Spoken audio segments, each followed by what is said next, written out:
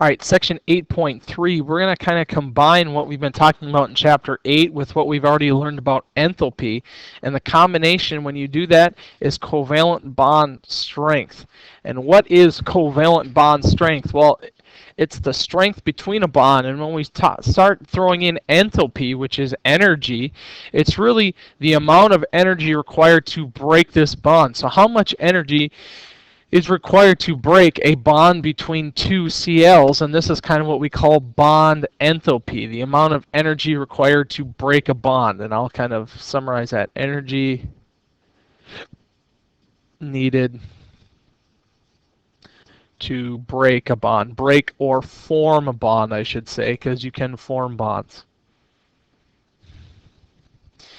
And these are standard issued on a average table. So if we look at this, here's the average bond enthalpies.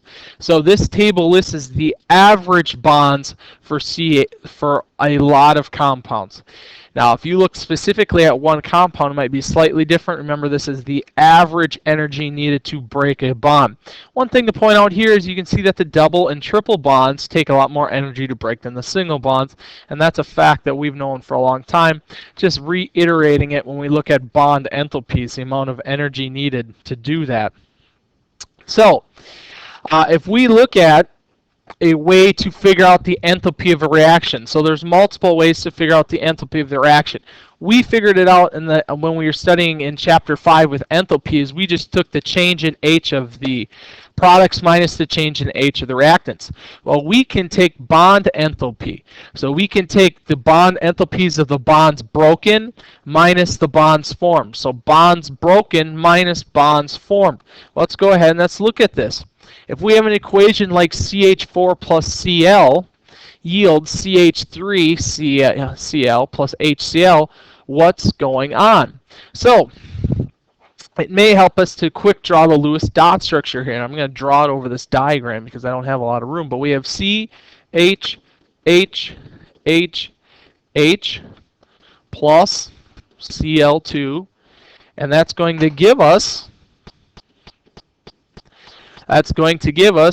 C, H, H, H, Cl plus HCl. So what we have here is, what is our bonds being broken? Well, we have a bond being broken. We have this CH bond being broken. And we have this Cl bond, Cl-Cl bond being broken. What type of bond do we have being formed? We have CCl being formed, and we have HCl being formed.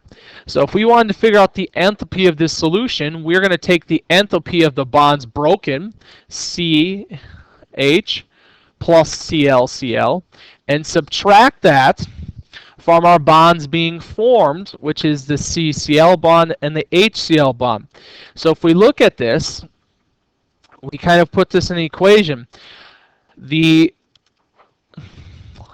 We are going to add together our bonds being broken, which is our CH bond and our CCl bond. Now the D's represent how many of those bonds are being broken. In this example, it is just one each single time.